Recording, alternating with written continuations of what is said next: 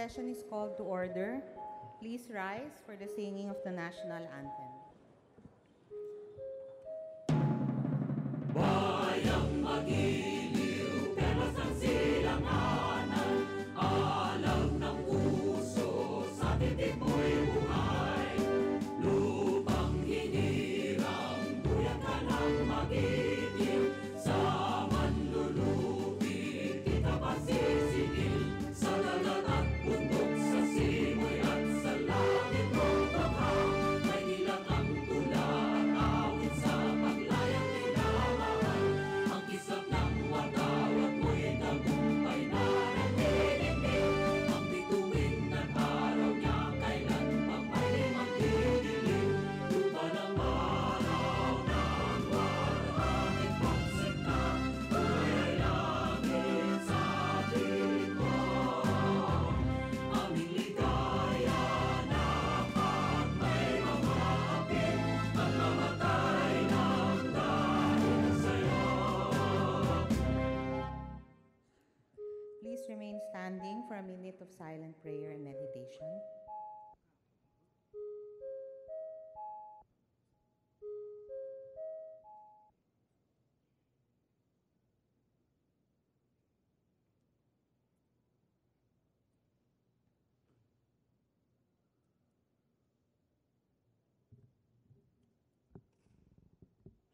Majority Leader. Madam Speaker, good afternoon. I move that we call the roll of members of the House of Representatives. The Secretary General is directed to call the roll of members. Roll call of members, honorable representatives. Abaya, Abayon, Abellanosa, Abu, Abueg, Acharon, Acop, Acosta, Acosta Alba, Adjong, Advincula, Agaraw, Agabaw, Aglipay Bilyar, Albano, Alcala, Alejano, Almario, Almonte, Alonte, Alvarez France, Alvarez Mercedes, Alvarez Pantaleon, Amante, Amatong, Andaya, Angara Castillo, Antonino, Antonio, Aquino Magsaysay, Argones, Arbizon, Arcillas, Arenas, Atienza, Aumentado,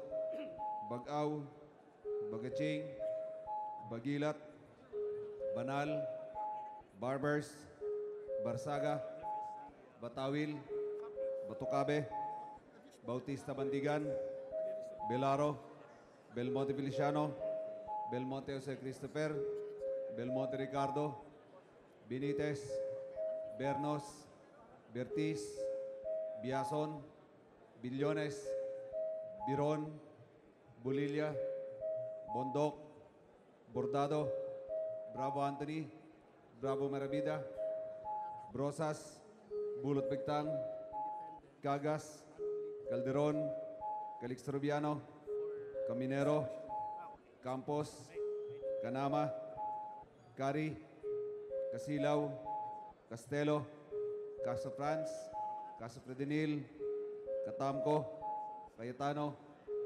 Celeste, Serafica, Cirilles, Chavez, Chepeco, Coanco, Collantes, Cortés, Cortuna, Cosalan, Crisólogo, Cuba, Cuaresma, Cueva, Dalipe, Datol, Daza, De Jesus, De Venecia, De Vera, Defensor, Del Mar, De Rosario, De Los Montalia, Dimaporo Abdullah, Dimaporo Khalid, Duwabit, Durano, Di, Elago, Enverga, Erice, Erigel, Ermita Buhayin, Escudero, Ibardone, Espina, Espino, Estrella, Eusebio, Ibardone, Fariñas, Fernando, Ferrer Juliet, Ferrer Luis, Feriol, Floirendo, Flores, Fortun, Fortuno, Fentebella, Garbin, Garcia Gwendolyn, Garcia Jose, Garcia Albano, Garin Richard, Garin Sharon, Gasataya, Gatchalian, Heron, Guana Cristina, Go Mark, Gomez, Gonzaga, Gonzales Alexandria, Gonzales Aurelio Dong, Gonzales Fernando, Goriseta, Gulyas, Hernandez, Herrera D, Hofer, Halasos, Javier, Ko, Konghun, Labad-Labad, Lacson, Lagman, Lanete, Laugan, Lasatin, Liachon, Lee, Limkaychong, Dobregat, Lopez Benhur, Lopez Carlo, Lopez Manuel, Loyola, Macapagal Arroyo, Maceda, Madrona, Malapitan, Manalo, Mangawang,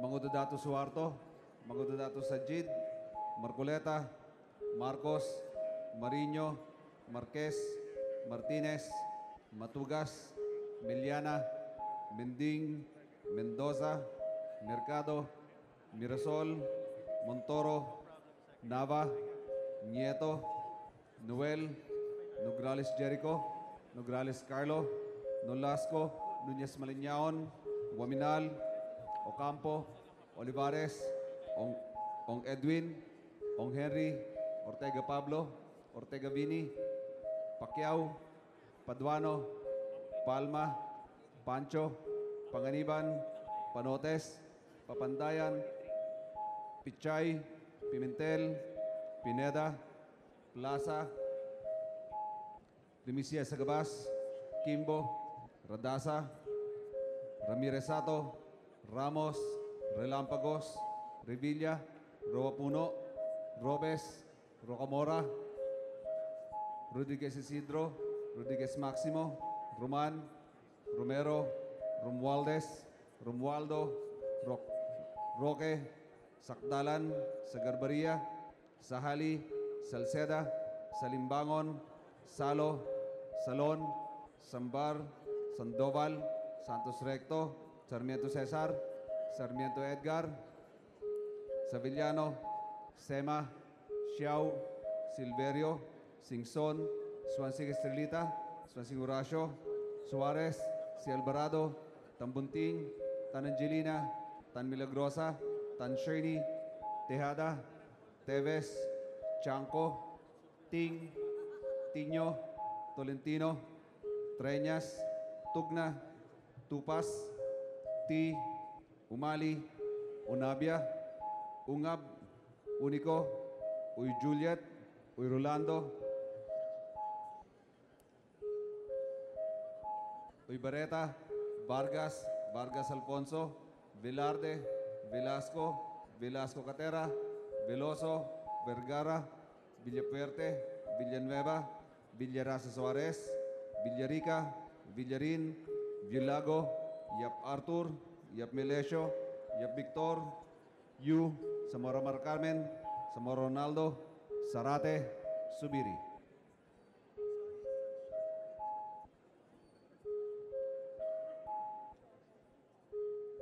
Madam Speaker, the roll call shows that 208 members responded to the call. With 208 members responding to the call, the chair declares the presence of quorum. Majority Leader, Madam Speaker, considering that copies of the journal of the previous session have been distributed to the members, I move that we dispense with the reading of the journal. is there any objection? Hearing none, the motion is approved. Madam Speaker, I move that we approve Journal number 43 of Monday, December 4th, 2017. So moved, Madam Speaker. Is there any objection? Hearing none, the motion for the approval of the journal is hereby approved. Majority Madam Leader. Speaker, I move that we now proceed with the reference of business and request that the Secretary General be directed to read the titles of bills and resolutions on first reading, as well as communications and committee reports. So moved, Madam Speaker. Is there any objection? Hearing none, the motion is approved. The Secretary General is so directed. Reference of business, bills on first reading. House Bill 6733, creating the Philippine Medical Tourism Authority, Representative Romero. To the Committee on Government Reorganization and the Committee on Tourism. House Bill 6734, amending Section 6 of Republic Act Number 10,000, Representative Romero.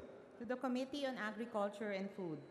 House Bill 6735, mandating the Land Bank of the Philippines to focus on its charter to allocate 60% of its total loan portfolio in solely providing support and financing services for farmers and fisher folk, Representative Romero. To the Committee on Banks and Financial Intermediaries. House Bill 6736, systemizing spectrum user fees imposed against all allocated and assigned radio frequency bands, Representative Kua. To the Committee on Information and Communication Technology. House Bill 6737, establishing a DART provincial office in Malita, Davao Occidental, Representative Bautista Bandigan. To the Committee on Agrarian Reform. House Bill 6738, establishing a provincial environment and natural resources office in Malita, Davao Occidental, Representative Bautista Bandigan. To the Committee on Natural Resources. House Bill 6739, mandating all public and private medical institutions and hospitals to provide for motorcycle medical emergency first responders, Representative Velarde. To the Committee on Health. Resolutions. House Resolution 1490, urging the Philippine Health Insurance Corporation to increase its coverage for hemodialysis, Representative De Vera. To the Committee on Health. House Solution 1491, direct the appropriate committee to inquire in the removal of the monument of Andres Bonifacio at the Makati Park and Garden, Representative Biason. To the Committee on Rules. House Solution 1492, direct the House Committee on Human Rights to inquire in the inadequacies of protocols and or policies to safeguard the confidentiality of status of persons with HIV, Representative Roman. To the Committee on Rules. House Solution 1490, commending Alan Ray Salazar, Representative Velarde. To the Committee on Rules. House Solution 1494, direct the House Committee on Human Rights to investigate the attack on human rights workers and activists, Representatives Elago, De Jesus, several others. To the Committee on Rules. House Solution 1495, direct the House Committee on Human Rights to investigate the harassment of Lumad students, Representative Elago. To the Committee on Rules. House Solution 1496, urging the appropriate House Committee to investigate how the ISIS was able to infiltrate and recruit Filipino Muslims, Representatives Papandayan and Dimaporo, Muhammad Khalid. To the Committee on Rules. House Solution 1497, urging the Committee on Visayas Affairs to investigate the spiraling prices of sugar, Representatives Ferrer, Juliet, and Cueva. To the Committee on Rules. House Solution 1498, expressing profound condolences of the House on the demise of Philippine actor and stunt director Mr. Chodoro Galan Baldomaro, Representative Olivares. To the Committee on Rules. House Solution 1499, congratulating and commending Ms. Tricia Lynn Tabora, Representative Olivares. To the Committee on Youth and Sports Development. House Solution 1500, direct the appropriate committee to investigate the unlawful and onerous impositions of the Ministry of Health of the Gulf Corporation Council on the pre-employment medical examination of OFWs, Representative Bertiz. To the Committee on Rules. House Solution number 1501, commending the government of the Republic of the Philippines for being re-elected into the International Maritime Organization Council, Representative Manalo. To the Committee on Rules. House Solution 1502, direct the Committee on Government Enterprises and Privatization to inquire in the reinsurance contracts awarded to domestic insurance companies by the GSIS, Representative Alvarez Pantaleon. To the Committee on Rules. Communications, letter dated October 25 of Harry D. Florida, Municipal Mayor, Alacapan, Cagayan. To the Committee on Appropriations. Report of Attorney Cesar Straight Parehat, Secretary General of the House of Representatives. To the Archives. Committee report, report number 50 on House Bill number 6754. To the Committee on Rules. Majority Leader. Madam Speaker, with leave of the House, I move that we open the privilege hour. Is there any objection? Hearing none, the motion is approved. Privilege hour is hereby open. Madam Speaker, I now move that we recognize the Madam lady Speaker. from... Madam Speaker, Majority Leader. Mr. Majority Leader, just a manifestation of correction and adjustment in the journal. Kindly proceed. Yes. Yes, kindly proceed. Madam Speaker, I move that we recognize the honorable gentleman from Buhay Party List, the Honorable Lito Atienza. Thank you. Honorable Atienza is recognized. Kindly Salamat po. proceed. Yesterday, we delivered a message to the body, to the members of Congress, on Ninoy Aquino specifically. I read the journal now. It doesn't say anything about the message that we delivered. The purpose of the whole message is to remind everybody about Ninoy Aquino. We cannot forget, we should not forget, and we should always remember the heroism, the sacrifices of this man. That was what we emphasized on. All the alliteration and all the repetition of his accomplishments were all precisely to buttress and support that message. Huwag nating kalimutan si Ninoy Aquino. Hindi ko po nakita rito eh. Para ito ay parang narration ng papunta sa kawalan. So therefore, I urge the Secretariat to take note of that and correct this particular, I would not call it misrepresentation, but it's definitely lacking in substance. And I hope when we deliver messages to Congress, the Secretariat faithfully writes down in the journal the purpose of the whole message and exercise. Otherwise, all of this will be meaningless in the records of this Congress. Ididiin ko po, ang purpose ng ating message kahapon ay upang ipaalala sa lahat, huwag nating kalimutan ang ating nakaraang politiko, Pilipino, na nagsakripisyo ng buhay niya para dito sa kalayaan natin ngayon ay tinatamasa. We are free today. In fact, all of you are members now of the PDP Laban, the party that he nursed and he also supported. Eh, huwag naman natin kalimutan. Yun po ang aking message na wala po rito sa journal natin. So with that, Madam Speaker, I rest my case. Thank you. Majority Leader.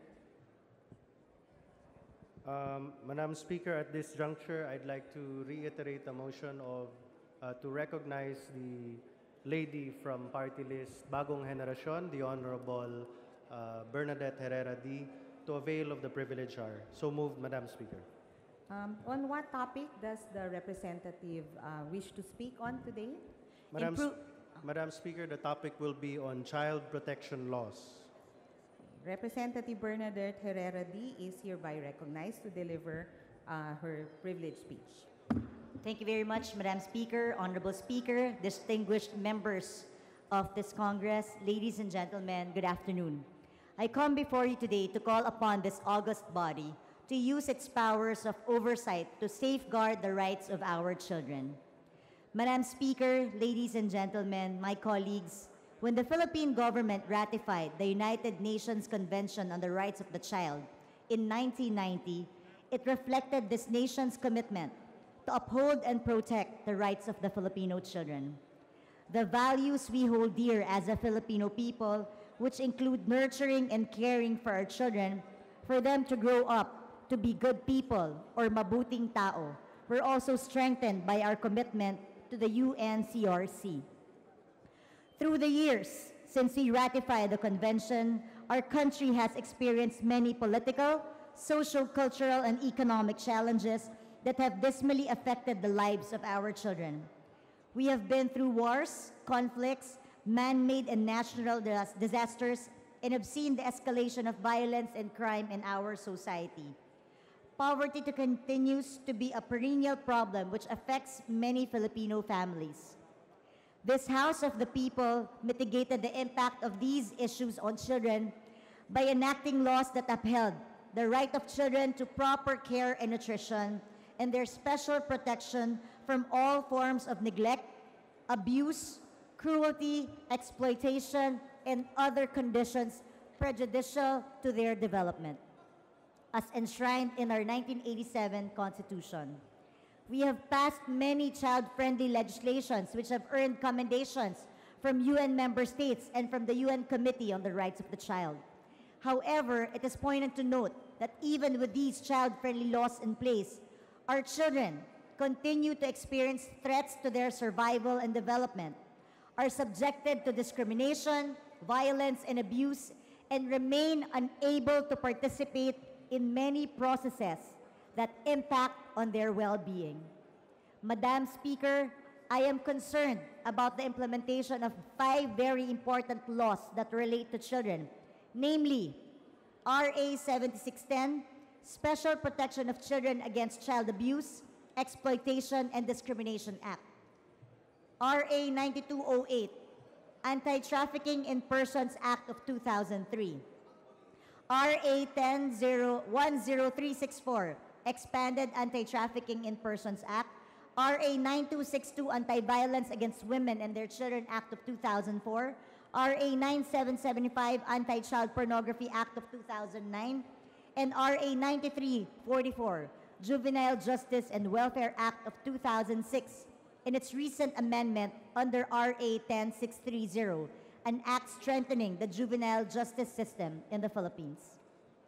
While these laws are considered progressive and are globally recognized as respectable legislations that protect children, their implementation has posed a great challenge to our duty bearers at the national and local levels. The Philippine Legislators Committee on Population and Development, or PLCPD, of which I am a member of, has been advocating for the passage of laws and policy reforms that relate to health, children's rights, governance, food and nutrition security, and other important areas of human development. In 2016, PLCPD, in partnership with the Ateneo Human Rights Center and UNICEF, conducted a study to assess the quality of implementation of child protection laws in the Philippines.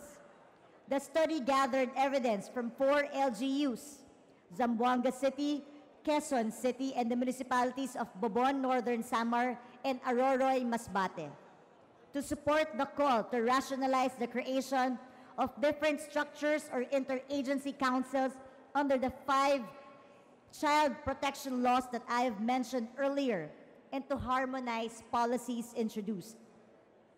The findings of the study are a cause for concern, as these show the problematic state of our child protection systems at the local level. Allow me to briefly mention some of the results of the probe, where gaps in structures and functions, capacities, and resources were mentioned. The study found that most of the Local Council for the Protection of Children, or LCPCs, and Barangay Councils for the Protection of Children, or BCPCs, are not, I repeat, are not functional, as evidenced by the lack or absence of policies, plans, budgets, and accomplishment reports. In some areas, even though the structure is organized, duty bearers were unaware of the functions and rules of the councils, on what activities to perform, and even how to allocate budgets. Moreover, the functionality of LCPCs depend to a great extent on the priority and political will of the local chief executives, which place child protection under the whims of local officials. Interagency councils mandated to coordinate and monitor the implementation of each of the 5 laws, which were found to have overlapping functions.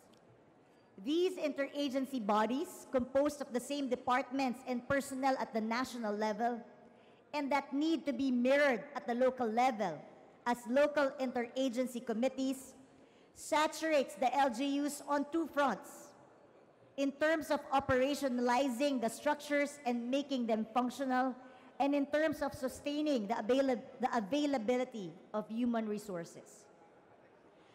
While preventive programs are conducted at the local level, including information dissemination on child protection laws, these are mostly on RA 7610, child abuse, discrimination and maltreatment, RA 9262, anti-VAUSI, and RA 9208, anti-trafficking. There are limited advocacy activities for the anti-child pornography, and the understanding and appreciation for the Juvenile Justice Welfare Act is still wanting. The need to increase the capacities of duty bearers to assist them in performing their responsibilities is also one of the main findings of the study.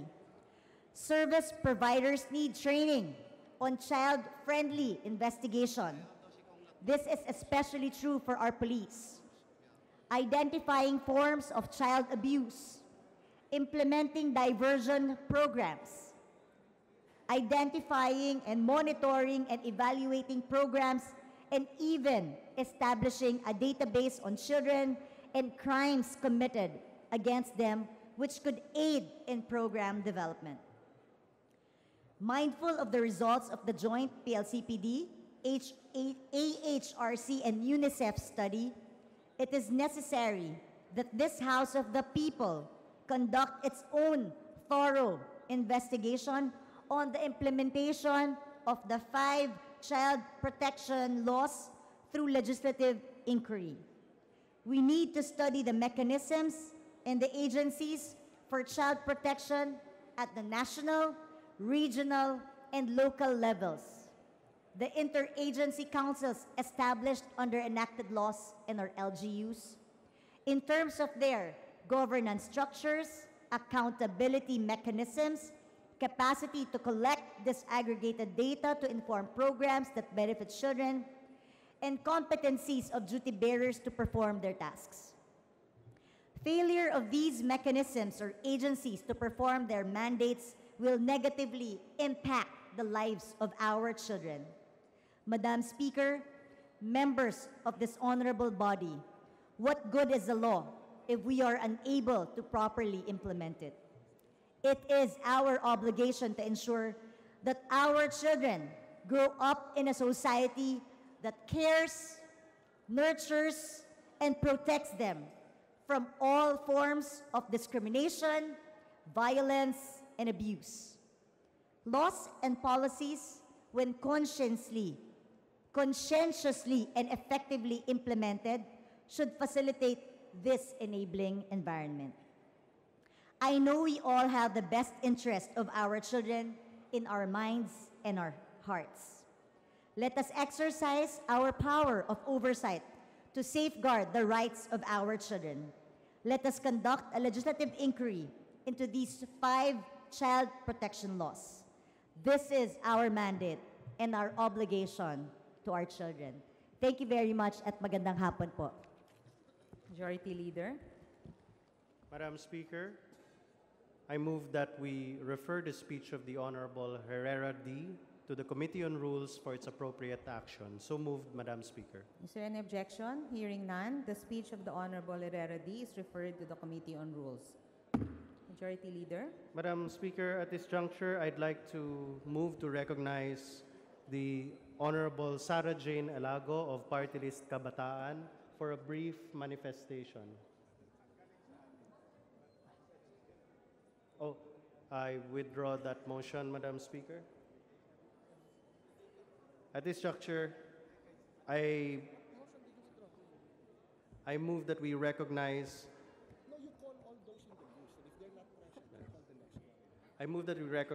the Honorable Franz Castro of the Party List ACT Teachers for her privileged speech on Human Rights Day. So moved, Madam Speaker.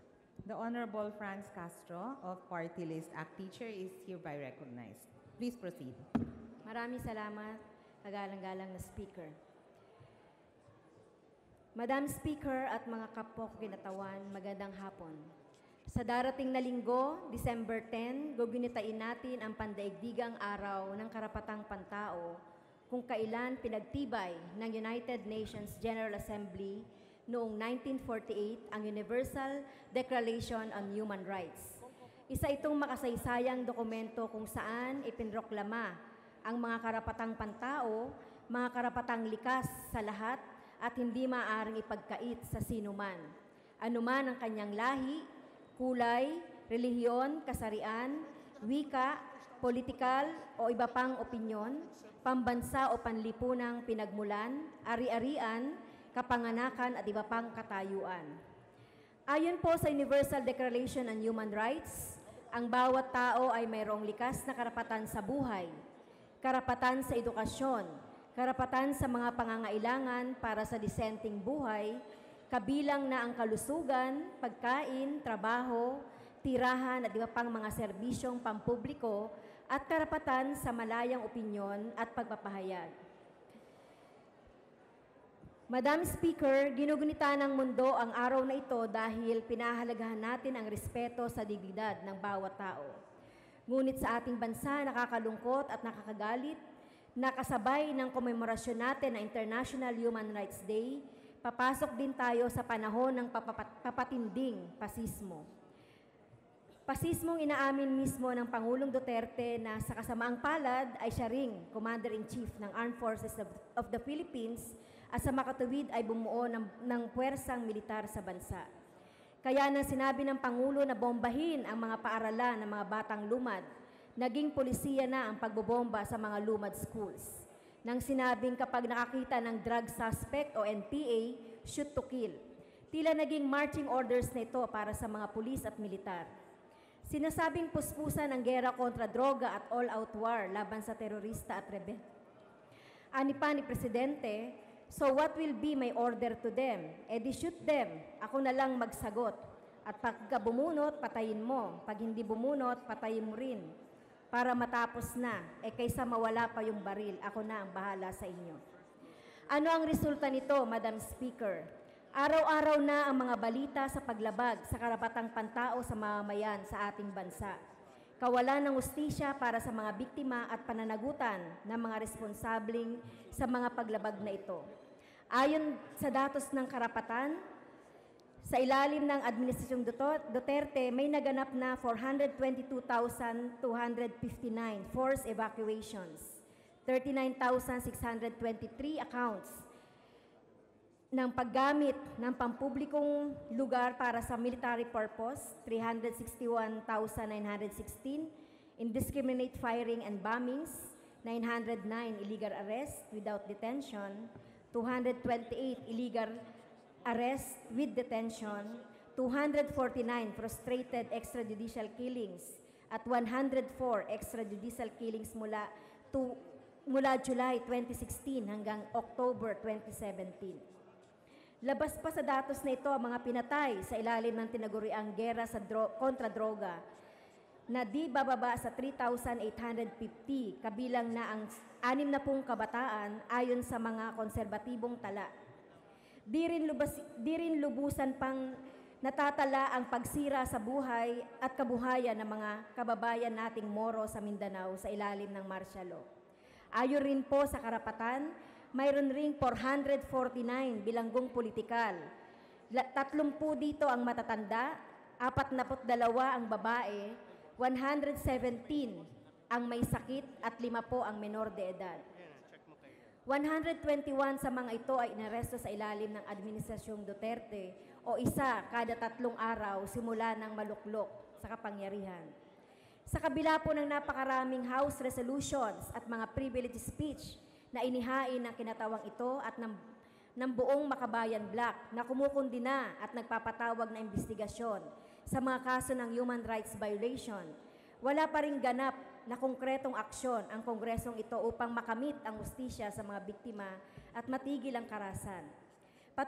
Patuloy rin na walang nakakamit na hustisya sa mangilan-ngilang kasong umabot sa mga korte, habang lalong lumalala ang kalagayan ng human rights sa ating bansa.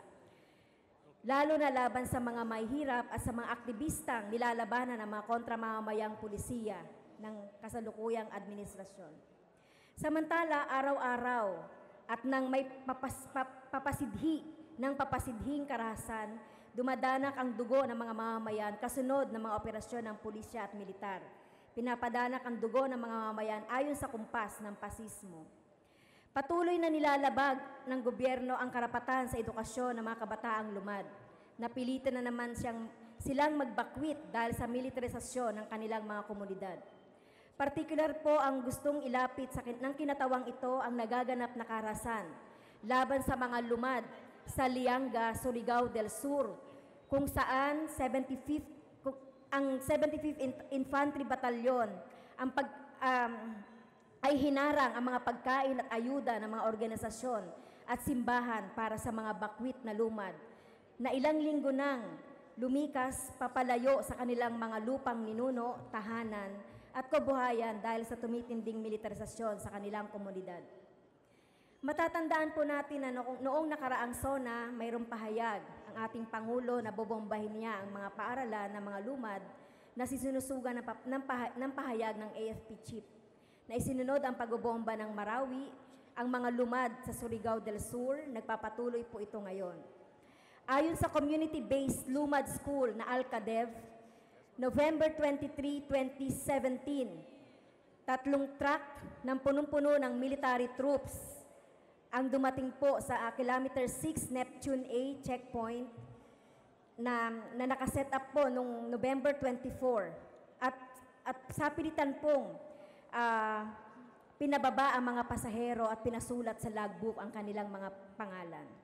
Noong November 25, may mga military troops naman po na nagpunta sa mga lumad communities sa kilometer 16 and Ayan.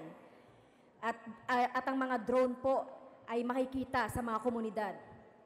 November 26, 2017, around 1 p.m., 12 lumad communities in Barangay Dayatogon, Lianga, and Barangay Buhisan, San Agustin in Surigao del Sur, along with 706 students. 9 of them are lumad schools and 51 teachers of Alcadev and TRIPS are currently in evacuation due to military operations. Isa pa ay ang kamakailan lamang na nasa publiko, ngunit naganap noong December 3 sa Lake Cebu, South Cotabato. 8 tibuli at dulangan manobo na mag-aanin sana ay minasaker ng mga militar sa ilalim ng 27 at 33rd IB.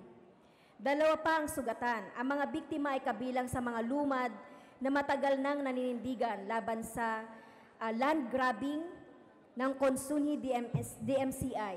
Samantala, ang mga balaan ng Lilab, Basyawan, Balataan, Banlas, Nabol at Makol sa boundary ng Alabel at Malapatan, Sarangani Province ay nagsimula na ring bumakwit noong December 1, buhat ng walang patumanggang atake ng mga elemento na tinatayang 210 pamilya ang apektado.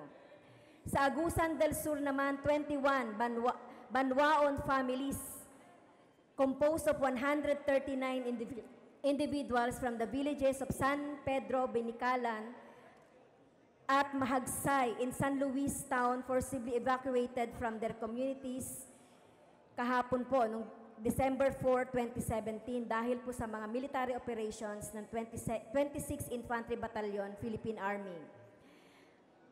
At kahapon po, mga 3 p.m., habang ang mga bakwit ay naroon po sa San Luis Municipal Hall, may mga elemento po ng 26 IBP ay hinarang ang mga personnel mula po sa Rural Missionaries of the Philippines at mga volunteer people's organization na nagdadala lang po ng pagkain at mga supplies sa mga bakwit.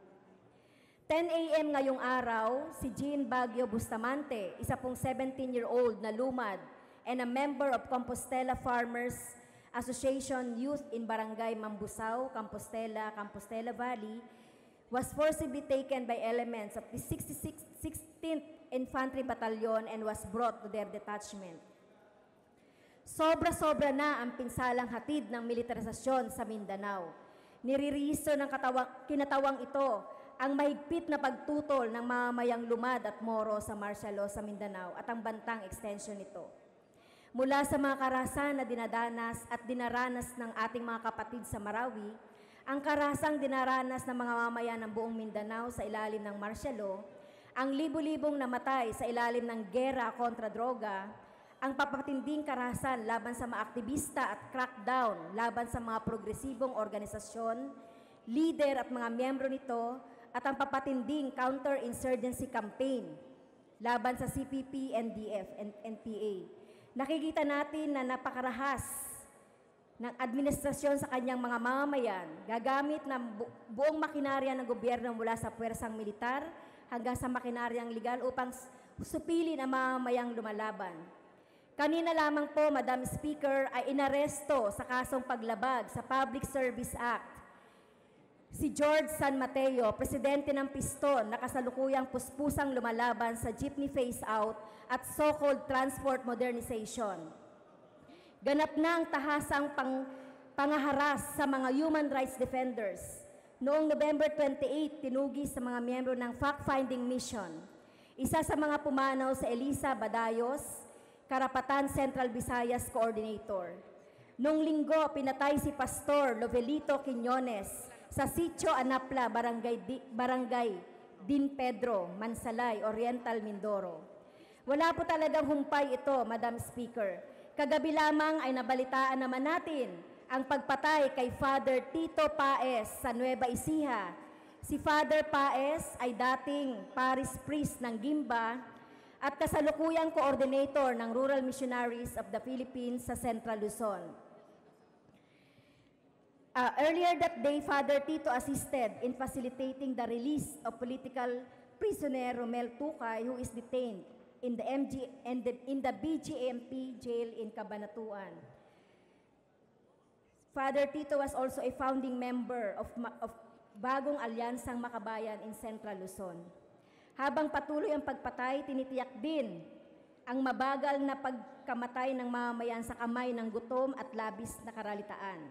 Ang mga polisiya sa mga antay-mahihirap na isinusulong ng administrasyon tulad ng tax reform, pataasin lamang ang presyo ng mga bilihin, build infrastructure program na magdedemolish lamang sa mga tirahan ng mga maralita at magsasaka, ang kawalan sa nakabubuhay na sweldo para sa mga manggagawa sa pribado at pampublikong sektor, ang pananatili ng kontraktualisasyon, ang kawalan ng tunay na reforma sa lupa ay mga forma ng pandarahas sa mga mamamayan. Kagalang-galang na Speaker, ginugunita natin ang pandaigdigang araw ng karapatang pantao at magpapatuloy tayong ipaglalaban ito sa kabila ng papatinding pamamasista ng administrasyon, sa kabila ng kanilang mga pahayag laban sa tagapagtanggol ng karapatang pantao, sa mga nababalitang patayan at mga harassment laban sa mga mahihirap at mga aktivista, sa kabila ng napakalaking budget ng pulis at militar kumpara sa budget para sa serbisyong panlipunan, sa kabila ng proklamasyon sa pagtigil sa usaping pangkapayapaan, at sa kabila ng mga pahayag at pagtatayo ng di umano'y revolutionary government na nakikita nating hakbang lamang patungo sa diktadorya. Ang kinatawang ito, Madam Speaker, kasama ng buong Makabayan Bloc at mga progresibong pangmasang organisasyon, ay patuloy na maninindigan para sa pagtatanggol sa karapatan ng bawat Pilipino. Ang pagkakapantay-pantay, ganap na hustisya at kalayaan ang kailangan natin upang matigil ang karahasan at makamit ang makatarungan at pangmatagalang kapayapaan. Maraming salamat, Madam Speaker. Majority Leader. Madam Speaker, I move that we refer the speech of the Honorable Castro to the Committee on Rules for its appropriate action. So moved, Madam Speaker. The speech of the Honorable Castro is referred to the Committee on Rules. Majority Leader. Madam Speaker, I move that we recognize some guests of the House of Representatives, specifically the Botolan Federation of Senior Citizens from Botolan, Zambales, led by the President of the Municipal Federation of Senior Citizens Association of the Philippines, Botolan Chapter, Mr. Diosdado Dedicatoria, and the Vice President, Nena Suero, and other officers of the Botolan Federation of Senior Citizens, all of them guests of the Honorable Cheryl Deloso Montalia, the Honorable Francisco Datol Jr., and the Honorable Milagros Aquino Magsaysay. So moved, Madam Speaker. Welcome to the House of Representatives. Madam Speaker, I move that we also recognize other guests of the House of Representatives, namely our fellow public servants and officials and employees of the municipalities of La Paz, Danglas, and San Juan in the province of Abra, led by Mayor Menchi B. Bernos of La Paz, Mayor Denise Florence Bragas of Danglas, Vice Mayor Benito Nono of La Paz, Sangguniang Bayan Member Upjan Palos of La Paz, Sangguniang Bayan Member Jane Roxanne Tagudar of San Juan, Danglas Chief of Police Mark Tubadesa, and other officials and public servants, guests of the Honorable Joseph Nino B. Bernos. So moved, Madam Speaker. Welcome to the House of Representatives. Madam Speaker, I move that we also recognize guest of the Honorable Michael Romero of One Pacman Party List, specifically Dr. Cecil Arillo. So moved, Madam Speaker. Welcome to the guest of Representative Romero. Please proceed, Majority Leader. Madam Speaker, at this juncture, I move that we recognize the Honorable Ariel B. Casilao of Party List Anak Pawis to deliver his privileged speech regarding the arrest of a Piston leader. So moved, Madam Speaker. The Honorable Ariel Casilao from the Party List Anak Pawis is recognized. Kindly proceed. Thank you, Madam Speaker. I rise on a personal and collective privilege para kundinahin po ang pag-aresto kanina sa leader ng Piston na si kasamang George San Mateo.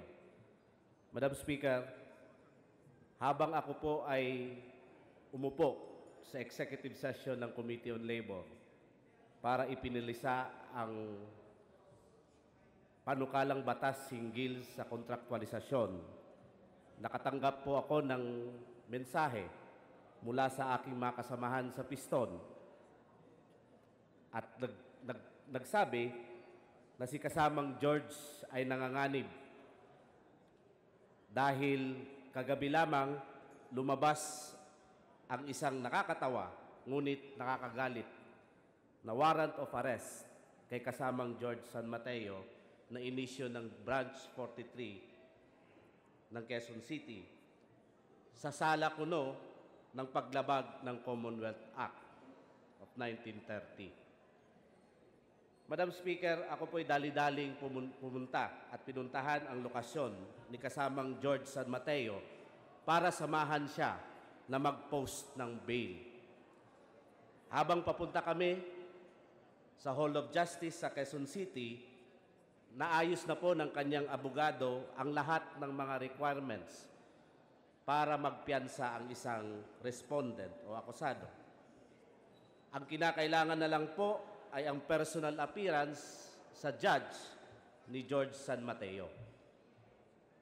Nang pagbaba namin sa sasakyan, ay hinarang kami ng mahigit 100 mga kapulisan. Nasa hagdanan na kami ng Hall of Justice at pinaliwanag ng kinatawang ito kay Senior Superintendent de la Cruz, ang Station Commander ng Quezon City Central Police District Station 10 at nagpakilala ang kinatawang ito bilang kinatawan ng Anak Pawis at na-comply na nagkasamang George San Mateo ang proseso ng pag-post ng bail.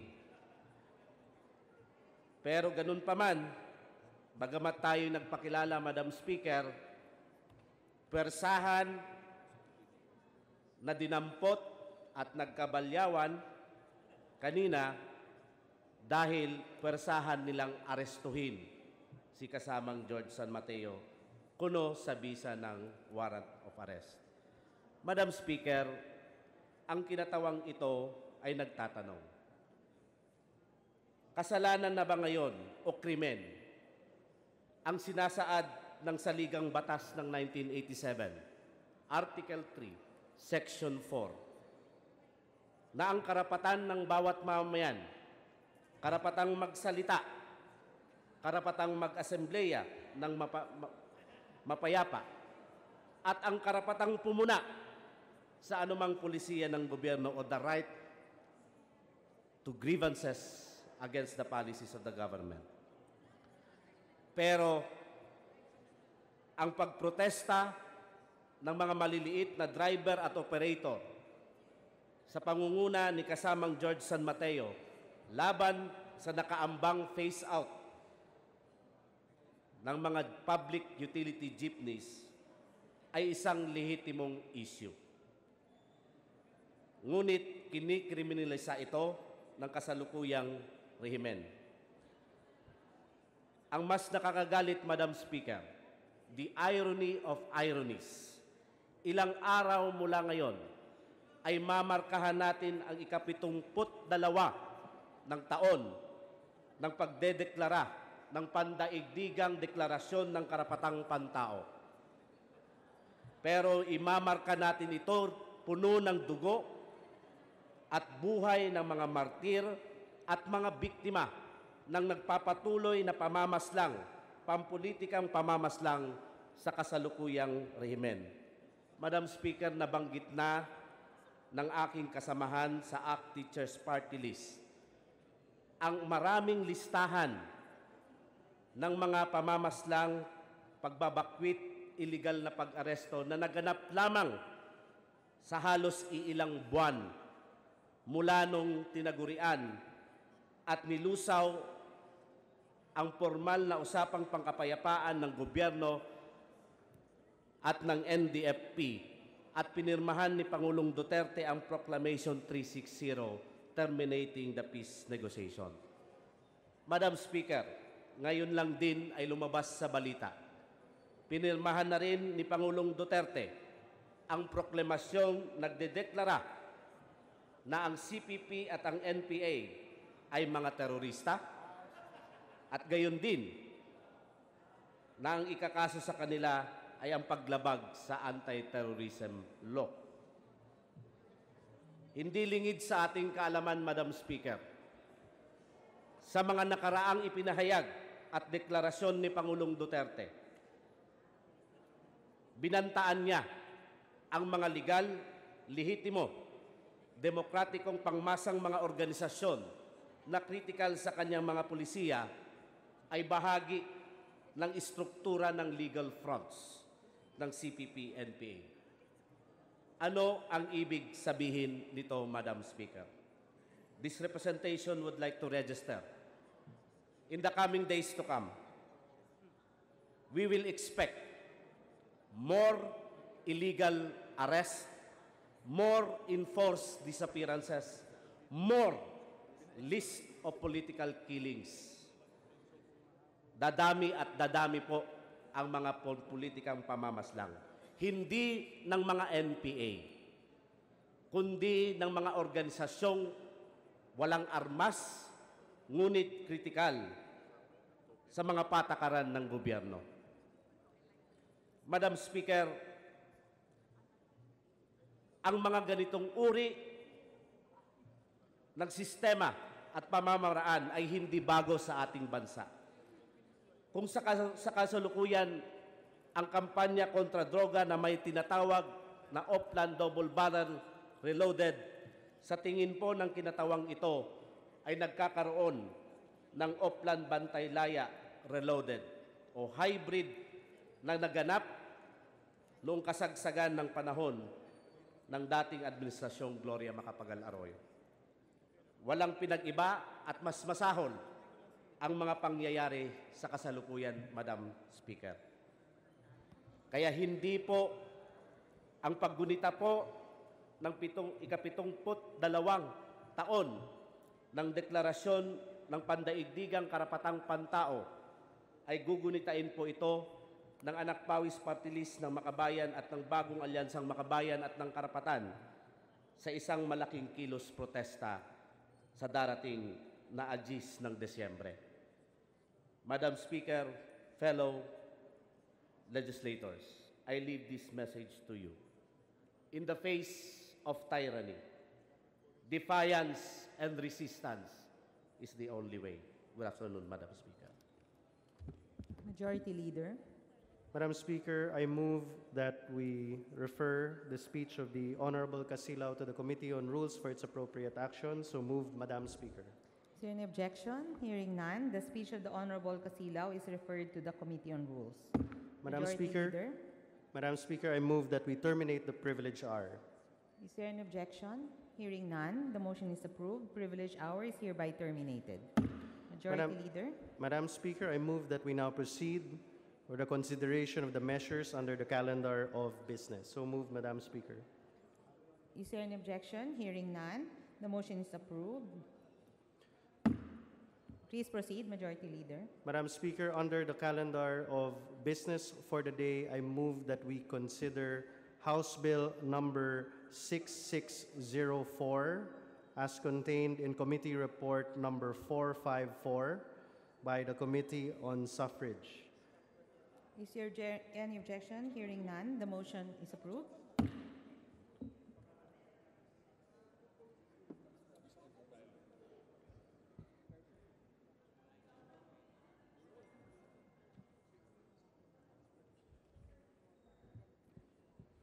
Madam Speaker, copies of the bill have been previously distributed to the members, and I request therefore that the Secretary General be instructed to read the title of the bill. Is there any objection? Hearing none, the motion is approved. The Secretary General is so directed.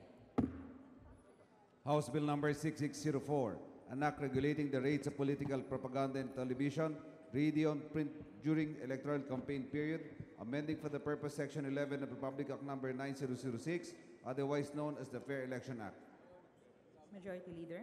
Madam Speaker, I move that the chairperson of the Committee on Suffrage and Electoral Reform be recognized to begin the sponsorship of the measure, the Honorable Sherwin Tugna. So moved, Madam Speaker.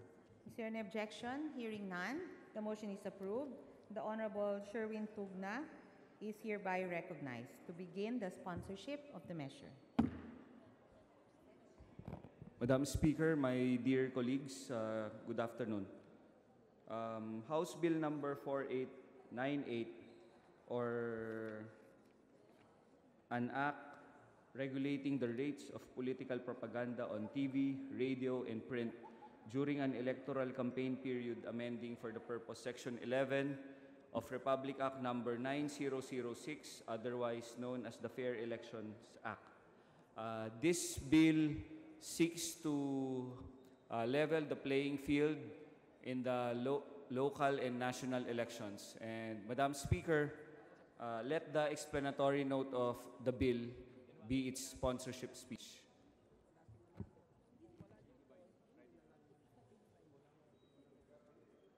Majority Leader.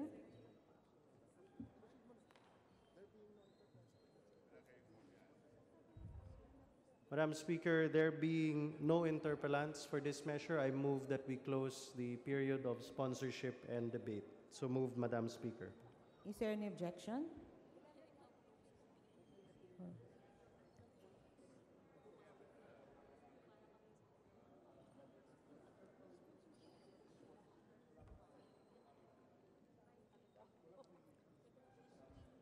Madam Speaker, I withdraw that previous motion, and I'd like to reiterate the request and move that the explanatory note of the bill will be considered as the sponsorship speech. Is there any objection? Hearing none, the motion is approved. Madam Speaker, there being no interpellants, I move that we terminate the period of interpellation and debate. Sponsorship and debate. Is there any objection? Hearing none, the motion is approved. The period of sponsorship is hereby terminated. Madam Speaker, I move that we open the period of amendments. Is there any objection? Hearing none, the motion is approved. The period of amendments is hereby open.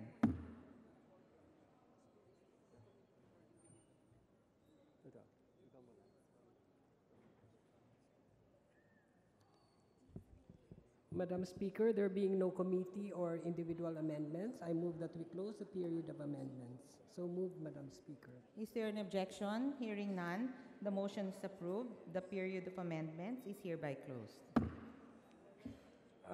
Madam Speaker, I move that we vote on second reading, House Bill number 6604 under Committee Report number 454. So moved, Madam Speaker.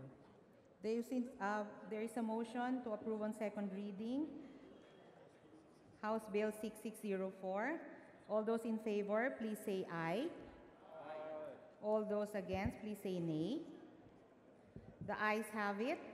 House Bill 6604 is hereby approved on second reading. Majority Leader. Madam Speaker, I request for a 1-minute suspension. Session suspended.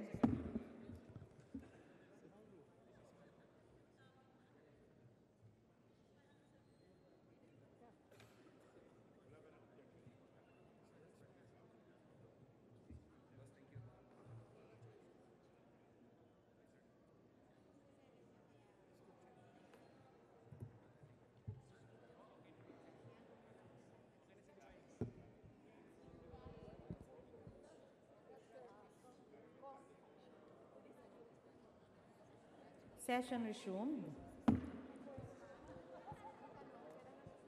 Majority Leader. Madam Speaker, under the calendar of business for the day, I move that we consider House Bill number 6702 as contained in Committee Report number 487. Is there an objection? Hearing none, the motion is approved. Madam Speaker, copies of the bill have been previously distributed to the members. I request, therefore, that the Secretary General be instructed to read the title of the bill. Is there an objection? Hearing none, the motion is approved. The Secretary General is directed to read the title of House Bill number 6702.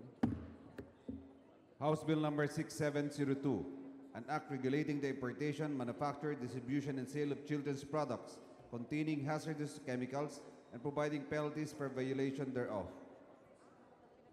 Majority Leader. Madam Speaker, I move that the chairperson of the Committee on Welfare of Children, the Representative Yu, be recognized to begin the sponsorship of the measure. So moved, Madam Speaker. Is there an objection? Hearing none, the motion is approved. The Honorable Divina Grace C.U., Chairperson of the Committee, is hereby recognized to begin the sponsorship of the measure.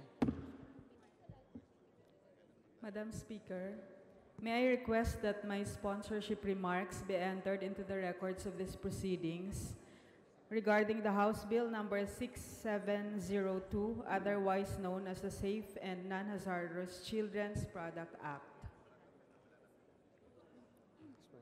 Majority Leader. Madam Speaker, I move that the explanatory note of the measure of House Bill number 6702 be considered as part of the sponsorship speech of the measure. So moved, Madam Speaker. Is there any objection? Hearing none, the motion is approved. Madam Speaker, having no interpellants, I move that we terminate the period of sponsorship and debate. So moved, Madam Speaker. Is there any objection? Hearing none, the motion to terminate the sponsorship speech is hereby approved. Madam Speaker, I move that we open the period of amendments. Is there any objection? Hearing none, the motion is approved. The period of amendments is hereby open. Madam Speaker, there being no committee or individual amendments, I move that we close the period of amendments. Is there any objection? Hearing none, the motion is approved. The period of amendments is hereby closed. Madam Speaker, I move that we vote on second reading House Bill number 6702 as contained in Committee Report number 487. So moved, Madam Speaker. Is there an objection? Hearing none, the motion is approved. All those in favor of House Bill 6702, say aye. Those against, please say nay. The ayes have it. House Bill 6702 is approved on second reading. Majority Leader. Madam Speaker, under the calendar of business for the day, I move that we consider House Bill number 6686 as contained in Committee Report number 482. So moved, Madam Speaker. Is there any objection? Hearing none, the motion is approved. Majority Leader. Madam Speaker, copies of the bill have been previously distributed to the members. I request, therefore, that the Secretary General be directed to read the title of the bill. So moved, Madam Speaker. Is there any objection? Hearing none, the motion is approved. The Secretary General is so directed. House Bill number 6686, an act granting full insurance coverage to all qualified agrarian reform beneficiaries of the Comprehensive Agrarian Reform Program, amending for the purpose Section 14 of Republic Act Number 9700, otherwise known as the Comprehensive Agrarian Reform Program Extension with Reforms. Majority Leader. Madam Speaker, I move that the Honorable Relampagos, the chairperson of the Committee on Agrarian Reform, be recognized to begin the sponsorship of the measure. So move, Madam Speaker. Is there any objection? Hearing none, the motion is approved.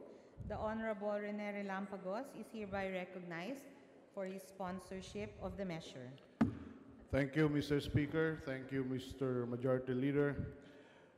Dear colleagues of this august chamber, a pleasant day to all of you. I wish to express my appreciation for the House leadership and its entire membership for the inclusion of our measure in today's plenary agenda. Finally, I stand before all of you this afternoon to sponsor a very significant piece of legislation that would provide immediate financial protection, assistance, and relief from losses to affected agrarian reform beneficiaries. Our country is an archipelago located along the Ring of Fire, located along a typhoon belt where many earthquakes and volcanic eruptions occur. And due to its location, the Philippines is exposed to natural hazards. Our country has suffered from agricultural damage brought about by extreme weather disturbances, and this phenomenon has negatively affected the farmers mainly because of poor productivity. Due to these factors, it is imperative for the government to provide the much-needed aid for the affected sectors in the form of the provision of insurance. It is a risk management tool which primarily centered to cater to the underprivileged sector who are deprived through social or economic condition of some of the fundamental privileges to hedge and balance against the risk of contingent and uncertain losses. Mr. Speaker, insurance for the agrarian reform beneficiaries is extremely important because it would protect them from extreme financial losses due to an unfortunate emergency, accident, or negative unforeseen events. These events would normally lead to the devastation of crops, non-crop assets, livestock, and fisheries brought about by natural calamities such as typhoons, floods, drought, earthquakes, and volcanic eruptions, as well as plant diseases and pest infestations.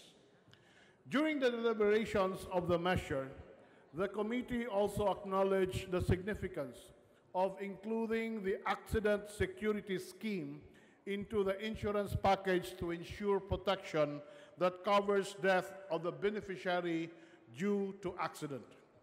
Mr. Speaker and honorable colleagues, the measure that I am referring to is the substitute measure to House Bills number 229 and 2177 entitled An Act Granting Full Insurance Coverage to All Qualified Agrarian Reform Beneficiaries of the Comprehensive Agrarian Reform Program, amending for the purpose Section 14 of Republic Act number 9700, otherwise known as the Comprehensive Agrarian Reform Program Extension with Reforms.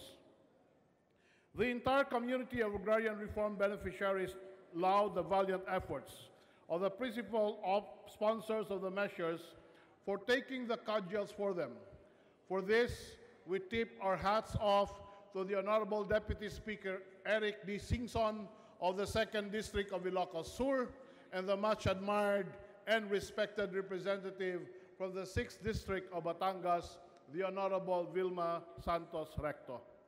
The much-needed insurance protection against compensable losses arising from plant diseases refer to those caused by pathogens, bacteria, fungi, viruses, virus-like pathogens, and other similar foreign bodies, and pest infestations caused caused by nematodes, insects, mites, and spiders, millipedes and centipedes, simpilans, slugs and snails, sow bugs and pill bugs, parasitic higher plants, and other parasites. This measure will also promote a positive impact on the lives of the farmer beneficiaries and will ensure the efficiency of support services accorded by the Department of Agrarian Reform, the Department of Agriculture, and more particularly the Philippine Crop Insurance Corporation, which has a principal mandate to provide insurance protection to the country's agricultural producers, particularly the subsistence farmers. Due to this, the best interest of the CARP beneficiaries and the national economy shall be afforded the highest consideration. In this manner, it will take pressure off the ARBs in managing risks arising from the production of commodities, price variability, and rise against poverty. Further, the concerns of the ARBs in situations beyond their control, like the increasingly unpredictable weather patterns and adverse weather conditions brought on by the intensifying climate change and weather uncertainties, will be addressed accordingly. It will also provide the ARVs a safety net against challenges and difficulties faced by agricultural producers. Immediate financial support to affected farmers would make losses more bearable, as they are afforded such relief rather than remaining to be penniless and waiting for the next planting season or resorting to borrow money with corresponding usurious rates. With the amount from the insurance proceeds, the agrarian reform beneficiaries can immediately go back to the planting activity as soon as the existing weather conditions would allow it. And so this risk management tool will provide a mechanism to mitigate the effects of unforeseen complications on food production and thus sustaining the income of the farmer's family. Similarly, it will also serve as a credit reduction mechanism and a surrogate capital for actual capital, and will facilitate credit access, especially in formal lending institutions like the Land Bank of the Philippines, which require agricultural insurance from ARB borrowers. This bill will strongly complement the agricultural insurance for agrarian reform beneficiaries participating in the Agrarian Production Credit Program and the Credit Assistance Program for Program Beneficiaries Development in the financing programs implemented by the Department of Agriculture, by the Department of Agrarian Reform, Land Bank of the Philippines, which covers all the regular insurance products implemented by the PCIC. More importantly, this bill will provide for a choice of insurance windows for the ARBs and address the various issues that impede the availment of insurance in agriculture. In contrast to some on-farm strategies that contribute to financial loss, this substitute bill also allows mitigation from severe correlated risk. Lastly, the passage of this bill will enable the government to support the ARBs in its biggest and broadest enterprise to date as a mechanism in managing risk which the ARBs can cost-free avail and utilize. So to this end, the risk-averse ARBs will be encouraged to engage in riskier and more profitable activities such as adoption of higher-yielding varieties. This would be tantamount to an economically progressive countryside where a typical Filipino farmer will be a prosperous farmer with access to farmer-controlled financial system. Mr. Speaker and my dear esteemed colleagues, we are compelled to abide by our primary function as enshrined in our preamble, which states that we should fulfill the constitutional duty to make laws that respond to the needs of the Filipino people and sustains the policy enshrined in the Comprehensive Agrarian Reform Program, which states that the welfare of the landless farmers and farm workers will receive the highest consideration to promote social justice and to move the nation towards sound rural development and industrialization, and thereby contributing in helping every Filipino farmer rise out of poverty. I earnestly, therefore, implore, Mr. Speaker, and this august chamber for your support for the passage of this measure. Thank you and good afternoon. Majority Leader. Madam Speaker, having no interpellants, I move that we terminate the period of sponsorship and debate. Majority Leader. I withdraw that motion, Madam Speaker. Sino mag-interpellate?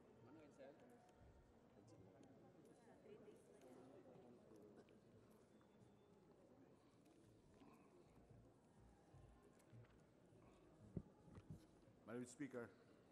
Madam Speaker, I move that we recognize the Honorable Edsel Lagman of the 1st District of Albay for his interpellation.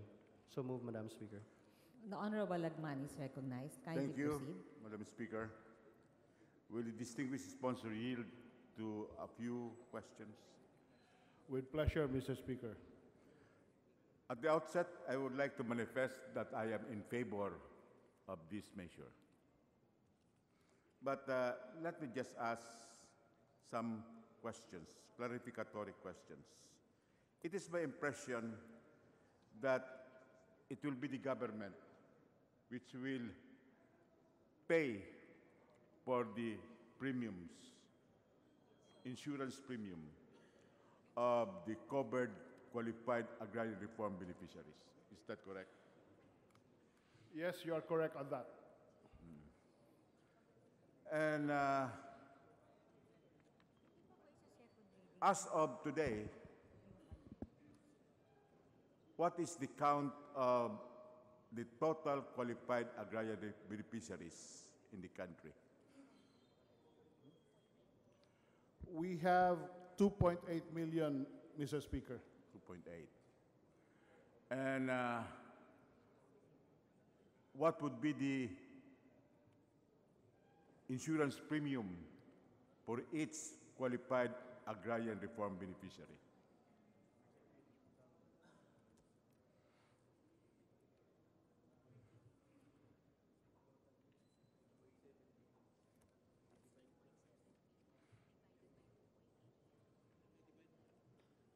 Mr. Speaker, the total premium subsidy would be in the total amount of 15.7 billion, and we have 2.8 million beneficiaries, so that would come out, how much?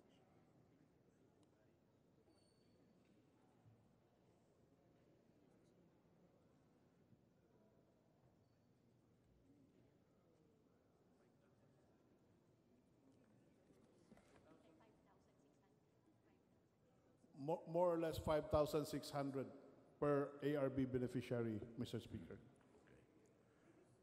And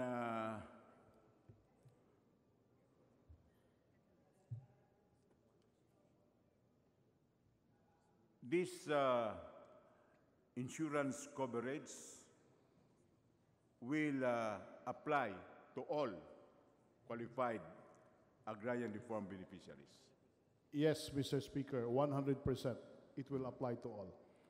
If it is 100% application to 2.8 million qualified beneficiaries, do we have the necessary funding to implement this measure?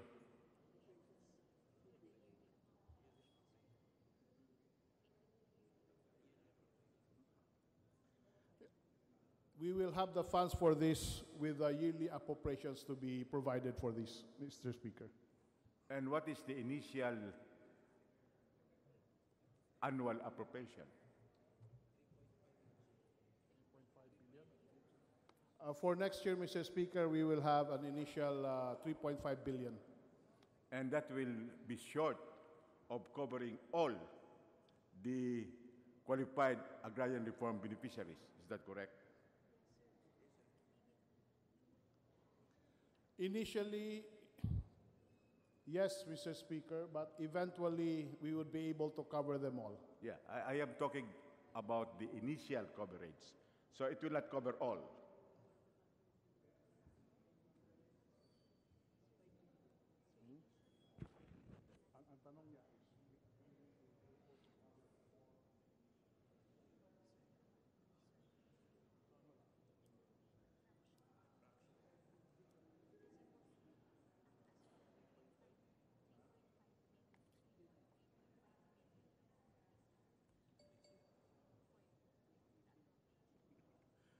Mr. Speaker, given that we will only have 3.5 billion for next year as the initial funding to be made available, so it would mean that we would not be able to cover all.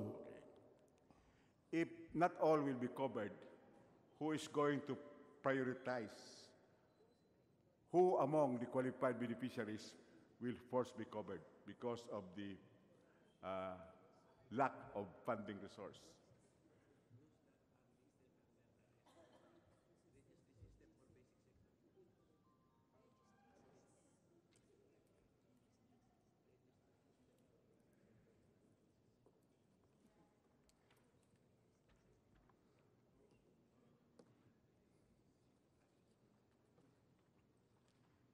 Those who would be covered under the RSBSA or under the registry system for basic system and acquisition? For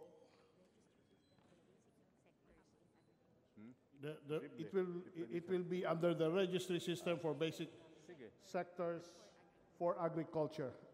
Yeah, but my question is, because not all of the qualified beneficiaries for coverage will be covered, who is going to prioritize the qualified beneficiaries to be covered? For example, will the qualified agrarian beneficiaries in the 1st District of Albay be prioritized? Of course not. Mr. Speaker, So who is going to prioritize? And what is the mode of prioritization? Mr. Speaker, insofar as prioritizing who would be covered initially, it will be provided for in the discussion in the formulation of the IRR of the said bill. We cannot do that, Mr. Speaker. This is a very substantial aspect of the measure, and it could not be given or delegated to the formulation of the IRR. It should be contained in the law itself because of your funding deficiency.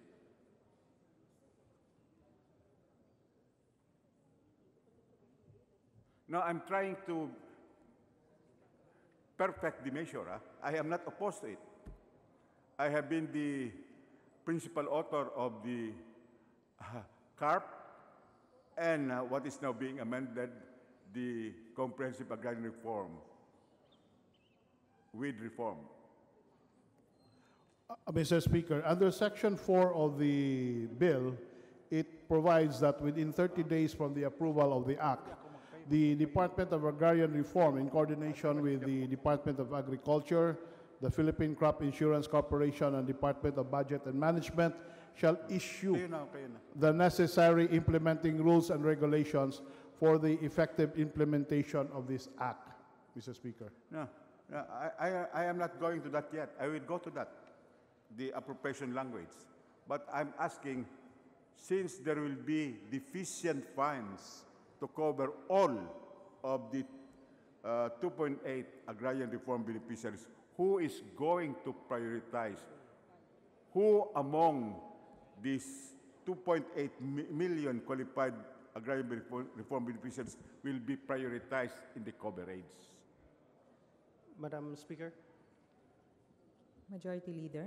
Madam Speaker, to allow the Committee on Agrarian Reform to collate the information as requested, I move that we suspend consideration of House Bill number 6686. So moved, Madam Speaker. Is there an objection? Hearing none, the motion is approved. Majority Leader. Madam Speaker, under the calendar of business for the day, I move that we consider House Bill number 6714 as contained in Committee Report number 492. So moved, Madam Speaker. Is there an objection? Hearing none, the motion is approved. Madam Speaker, copies of the bill have been previously distributed to the members, and I request therefore that the Secretary General be directed to read the title of the bill. So moved, Madam Speaker. Is there an objection? Hearing none, the Secretary General is so directed. House Bill number 6714, an act regulating the practice of food technology in the Philippines, creating for the purpose the Board of Food Technology and appropriating funds therefore. Majority Leader.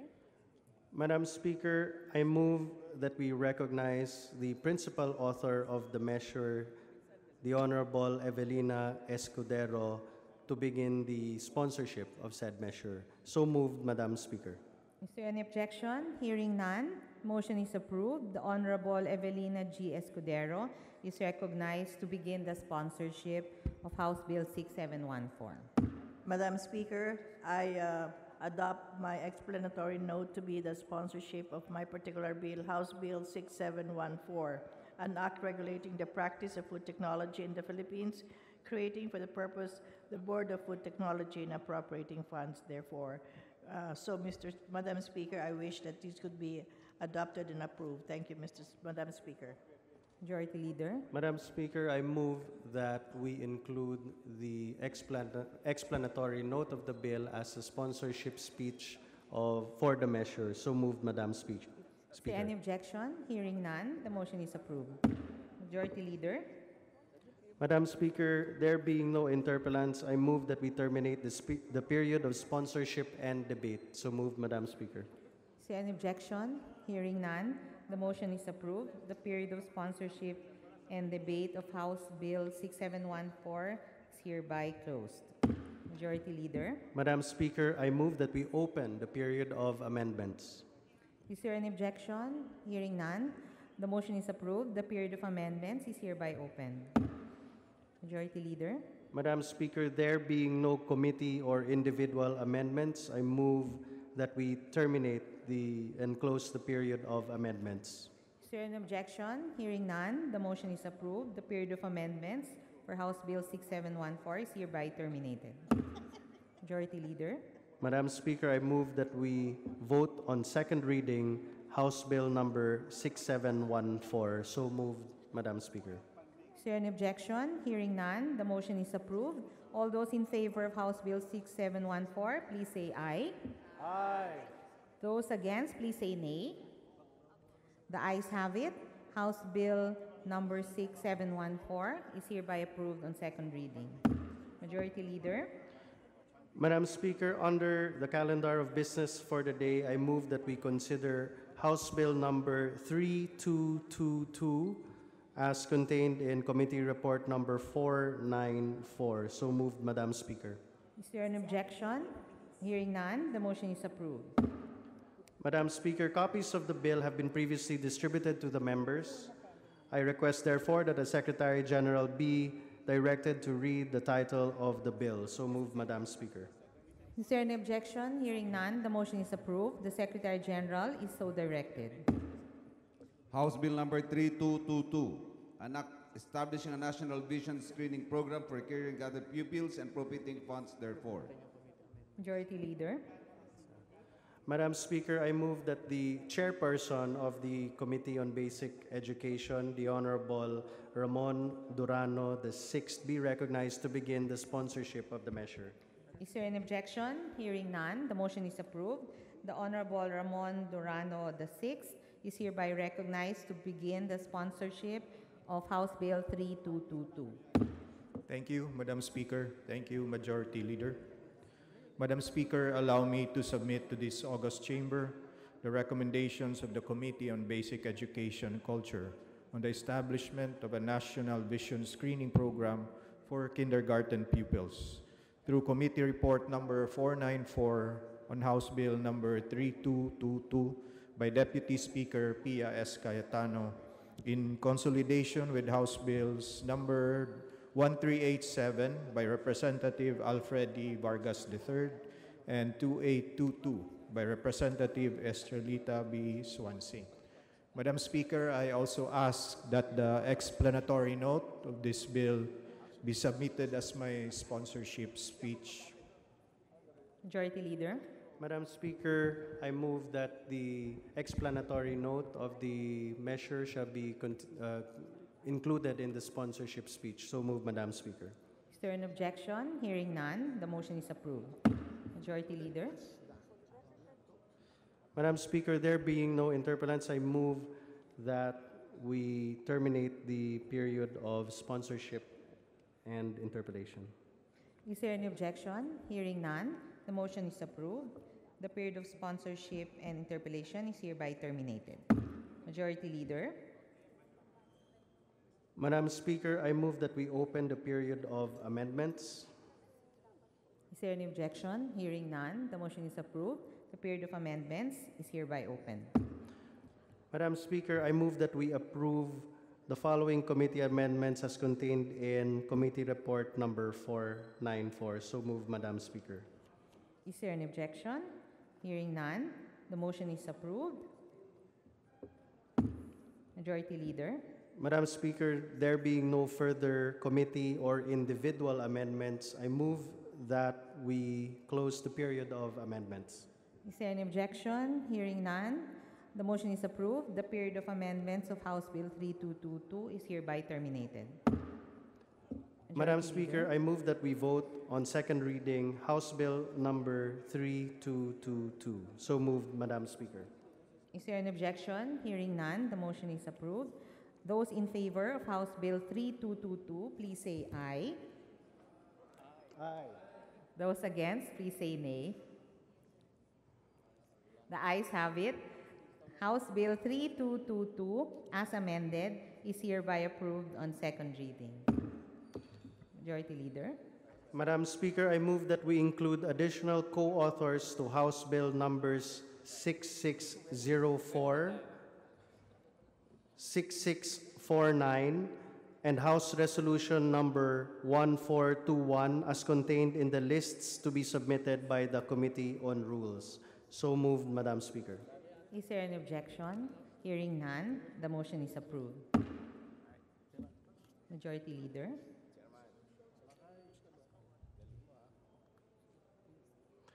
Madam Speaker, under the calendar of business for Thursday and Friday, I move that we take up Committee Report number 473 under House Resolution number 1421. So moved, Madam Speaker. Is there an objection? Hearing none, the motion is approved. Majority Leader. Madam Speaker, I move that we direct the Secretary General to read the title of Resolution number 1421. So move, Madam Speaker. The Secretary, is there any objection? Hearing none, the motion is approved. The Secretary General is hereby directed to do so.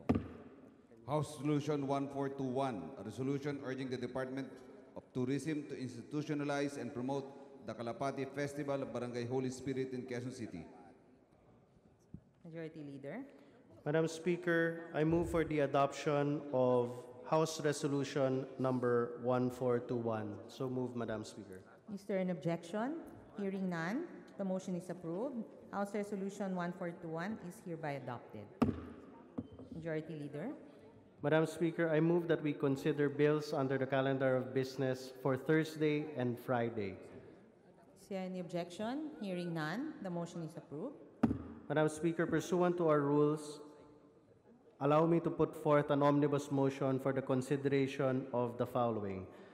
House Bill number 6585 under Committee Report number 442.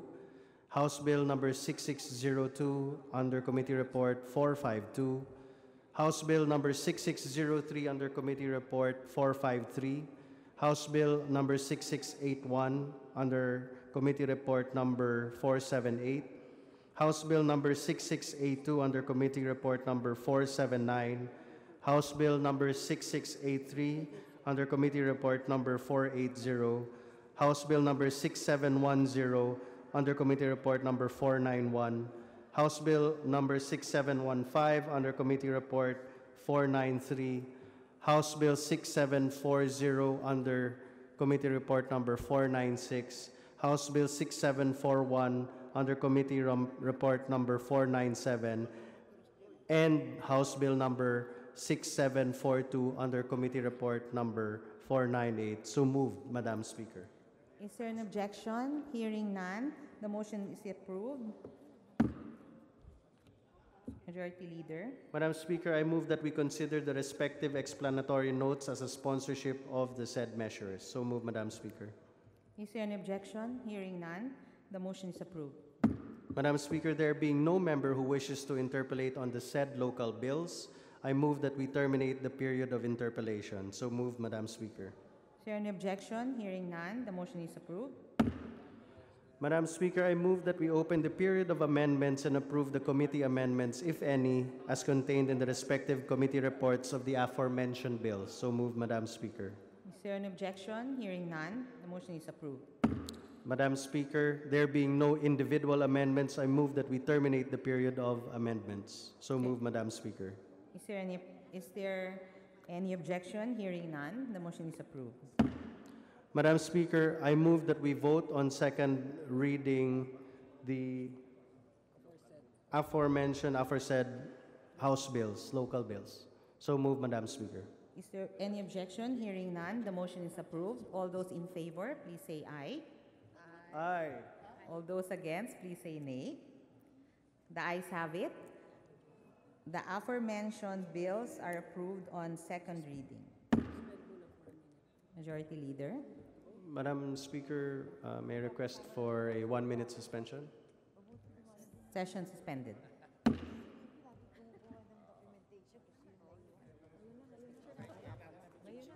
Sponsor ko at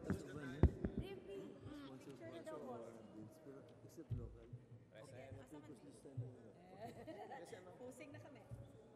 Si Jeff. Sino magpipicture?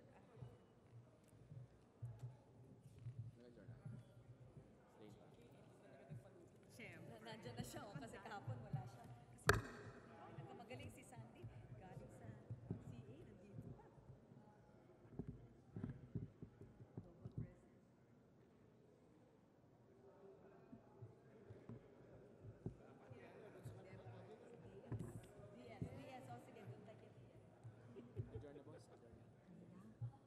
Tayo ako.